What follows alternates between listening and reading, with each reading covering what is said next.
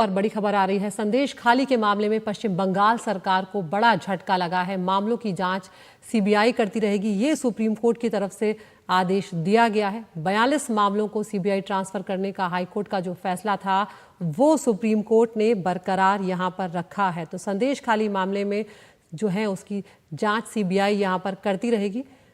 हम सीधा रुख कर रहे हैं हमारे लीगल अफेयर्स एडिटर आशीष भार्गव का। आशीष, यहाँ पर ममता सरकार को एक बड़ा झटका लगा है संदेश खाली के मामले में। वैसे ही सरकार सवालों में रही है, क्या कुछ यहाँ पर हुआ है और ममता सरकार की जो याचिका खारिज हुई है उसमें क्या कुछ कहा गया था?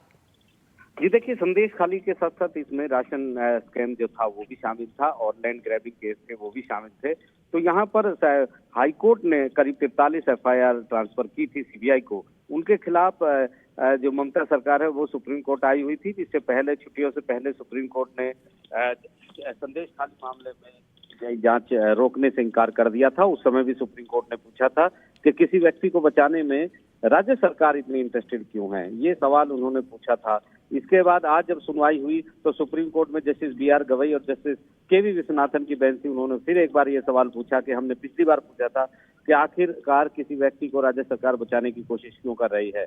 इसके बाद यहाँ पर अभिषेक मनु सिंह भी उपस्थित हुए। उन्होंने पश्चिम बंगाल सरकार की तरफ से बताया कि ये राजनीतिक मामले को इतना बड़ा चढ़ाकर पेश किया जा रहा है। यहाँ पर 43 मामले हैं जिसमें ये तमाम मामले सारे हाईकोर्ट ने ट्रांसफर कर दिए थे। लेकिन सुप्रीम कोर्ट ने कहा कि 4 साल पहले एफआईआर दर्ज होनी शुरू हुई थी, लेकिन राज्य सरकार ने कई महीनों तक कुछ नहीं किया।